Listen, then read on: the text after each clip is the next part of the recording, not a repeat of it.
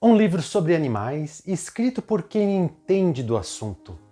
A questão espiritual dos animais. Foi escrito por uma médica veterinária com mestrado e doutorado na área, professora e pesquisadora aposentada de uma das melhores universidades do país, a USP, Universidade de São Paulo. Quem é ela? Irvênia Prada. Me acompanhe nesse vídeo com muitas reflexões que nos traz este livro. Olá, eu sou Hamilton e seja bem-vindo ao canal EAP. E antes de conversarmos sobre esse livro, peço a sua ajuda para que o canal cresça cada vez mais. Basta fazer a sua inscrição no canal, ativar o sininho de notificações e deixar um like nesse vídeo. Se você gosta de uma leitura edificante, este vídeo é para você. Apesar do título do livro, ele não é um livro estritamente religioso sob o ponto de vista do espiritismo. A autora traz inúmeras informações científicas, éticas e também nutricionais a respeito dos animais. Todos os pontos de reflexão que trago nesse vídeo são baseados neste livro. O preconceito contra aqueles que são diferentes da maioria dominante sempre existiu em nossa sociedade. E no primeiro capítulo, intitulado Os Animais Têm Alma, a autora nos traz alguns fatos históricos a respeito deste preconceito.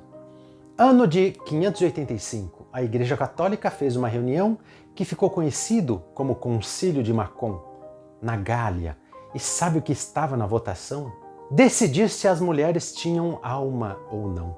E embora com uma pequena diferença nos votos, os cardeais passaram a aceitar a existência da alma imortal das mulheres. Vejam que absurdo colocar isso como votação.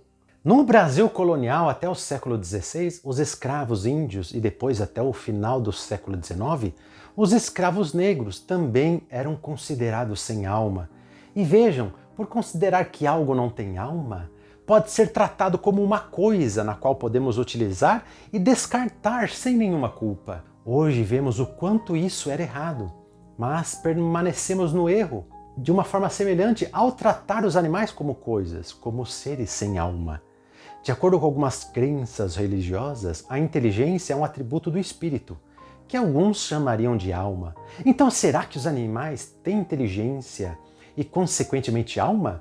Os primeiros estudos científicos que deram mais ênfase sobre a inteligência dos animais começaram na década de 1960.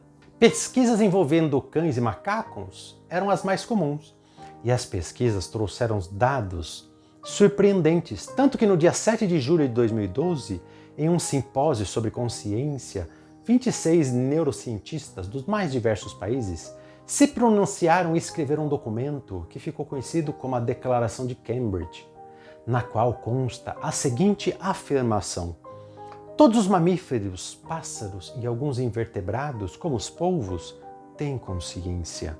Já no segundo capítulo, a autora trata da questão: o espírito humano evolui do princípio inteligente dos animais? Embora cada religião tenha uma explicação sobre a alma imortal, céu, inferno, de onde viemos e para onde vamos, a ciência, principalmente a partir da publicação de Darwin, intitulado A Origem das Espécies, já demonstrou e acredita de que o ser humano evoluiu a partir de outras espécies de primatas. Mas até hoje os cientistas não conseguiram definir exatamente qual das espécies já poderia ser considerado de fato humana. Então, nós humanos evoluímos a partir de espécies de algum tipo de primata, que poderia ser uma espécie de macaco. É claro que a ciência trata dessa evolução no contexto orgânico e não espiritual, mas para aqueles que acreditam na evolução do espírito, será que há milhares de anos atrás o nosso espírito habitava o corpo de uma espécie de animal? O que você acha? Esse é um assunto complexo e polêmico. Se muitas pessoas não acreditam sequer que existe sofrimento e crueldade na indústria da carne e do leite, justamente para ficarem mais tranquilas com a sua consciência e poderem continuar a comer carne e tomar leite, imagine pensar que os espíritos dos animais que temos hoje estão em evolução e num futuro muito distante serão espíritos humanos. Já pensou sobre isso? Nos capítulos 3 e 4, a autora trata do pensamento dos animais e da interação cérebro-mente. A autora nos mostra as várias semelhanças entre o cérebro do homem e de alguns animais e traz mais exemplos de estudos científicos que mostram o quanto os animais são inteligentes, como no caso relatado no livro O Parente Mais Próximo, de Roger Fultz, que conviveu com a chimpanzé Washoe e outros da sua espécie e conseguiu ensinar mais de 120 palavras em linguagem de sinais. E olha só, a chimpanzé não só conseguiu aprender, fazia combinações daqueles sinais e conseguiu ensinar outros chimpanzés. E nesse capítulo tem um questionamento apresentado por Carl Sagan, que foi um cientista brilhante, que diz o seguinte: se os chimpanzés têm consciência, se têm a capacidade de abstração, não devem ter acesso àquilo que se convencionou chamar até agora de direitos humanos? Que inteligência terá que atingir até que o seu assassinato seja considerado como crime? Vejam que pergunta maravilhosa para a reflexão. O que falta para que a humanidade tenha mais respeito e consideração para com os animais? Será que bastaria que os animais começassem a falar conosco? Acredito que não. Afinal, como eu comentei no início do vídeo, lembram das mulheres, dos índios, negros, até mesmo judeus na época do Holocausto? Eram pessoas normais, inteligentes, mas tinham alguma diferença que a maioria da sociedade, na época, considerava como um atributo negativo, que desqualificava aquela pessoa. E no caso dos animais, qual é essa característica? São de uma espécie diferente. No próximo capítulo, a autora trata sobre a emoção dos animais, do ponto de vista científico. Charles Darwin foi o primeiro no estudo das emoções dos animais. E quem tem animal de estimação não precisa de nenhum estudo científico para saber que seus pets têm emoções e conseguem expressá-las. E os animais expressam suas emoções tanto em situações felizes como em situações de estresse e sofrimento. E sobre o sofrimento, por que os animais sofrem, esse é o assunto discutido no capítulo 6 do livro. E aqui a autora apresenta o seu ponto de vista como médica veterinária, mas também sobre o ponto de vista do espiritismo. Os seres vivos evoluem constantemente e nesse processo podem surgir situações consideradas como de sofrimento. Segundo uma obra escrita por Chico Xavier, intitulada Aulas da Vida, existe um trecho que diz o seguinte: ninguém sofre, de um modo ou de outro, tão somente para resgatar o preço de alguma coisa. Sofre-se também angariando os recursos preciosos para obtê-la.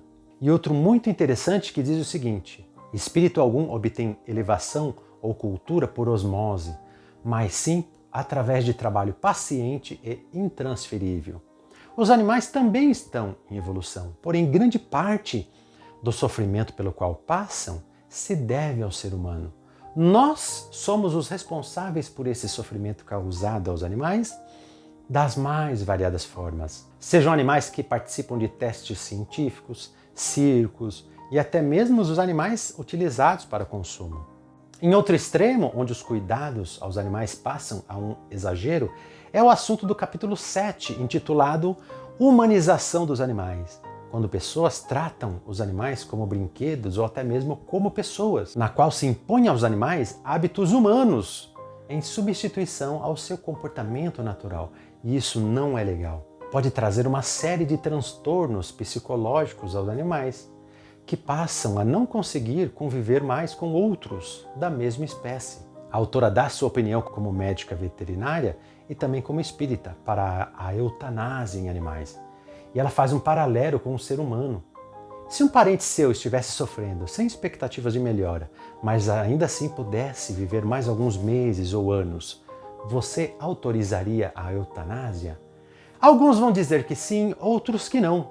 É um tema polêmico e eu mesmo, depois que li esse livro, fiquei pensando nos 3 cachorros que tive que passaram por momentos de sofrimento e passaram pelo processo da eutanásia. Será que eu estava certo? Se estava ou não, eu acreditava que fazia a coisa certa. Um membro da família que eu amava muito e não aguentava vê-lo sofrendo, sabendo que a sua condição não tinha mais cura, realmente é de tocar o coração. E a gente não quer que um ente querido, no caso um animal, continue sofrendo. E você já passou por um momento desses? um animalzinho sofrendo que teve que passar pela eutanásia, coloca aqui nos comentários. Compartilha também a sua história. E nos capítulos 9 e 10 tem uma temática bem espiritualista que trata sobre figuras animais no plano espiritual e espíritos da natureza. Sobre espíritos da natureza, eu já fiz um vídeo aqui no canal onde eu exploro mais essa questão.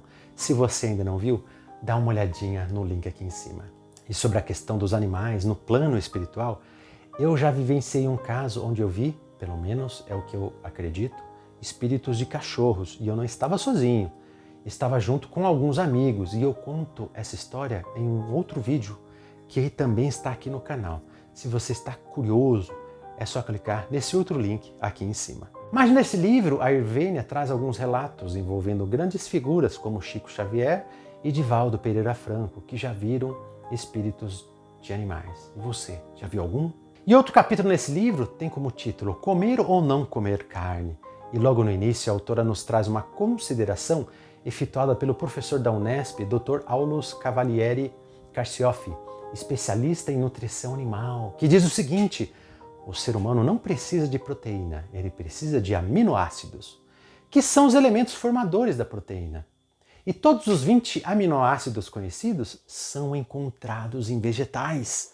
Dessa maneira podemos concluir que as pessoas comem carne porque querem e não porque precisam. A autora traz alguns aspectos ecológicos também relacionados com a produção e consumo de carne.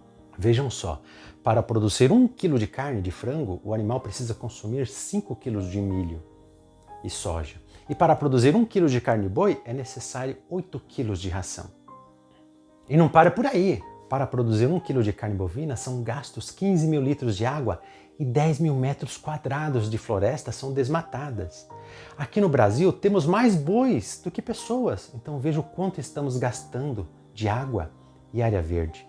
Se continuarmos com esse hábito, não teremos mais água no futuro e nem florestas. Estamos cavando a nossa própria cova. A autora também traz o seu ponto de vista sobre a terapia mediada por animais, onde se utiliza cães, macacos e até mesmo cavalos para auxiliar pessoas com deficiência e também no seu tratamento. E é um assunto polêmico. O fato é que os animais precisam de mais respeito e nós precisamos mudar os nossos hábitos. Resumindo, esse é um livro espetacular que te ajuda a enxergar os animais de uma forma diferente. É um livro indispensável por todos aqueles que já são veganos, vegetarianos, estão na transição ou simplesmente querem mudar, mas ainda não o fizeram. Me ajude a compartilhar essa informação para que cada vez mais pessoas abram seus olhos, ampliem a sua visão e mudem para um hábito mais ético, mais saudável e com muito mais amor. Para com os animais, para com o planeta e para com a sua saúde. Aguardo vocês no próximo vídeo. Foi!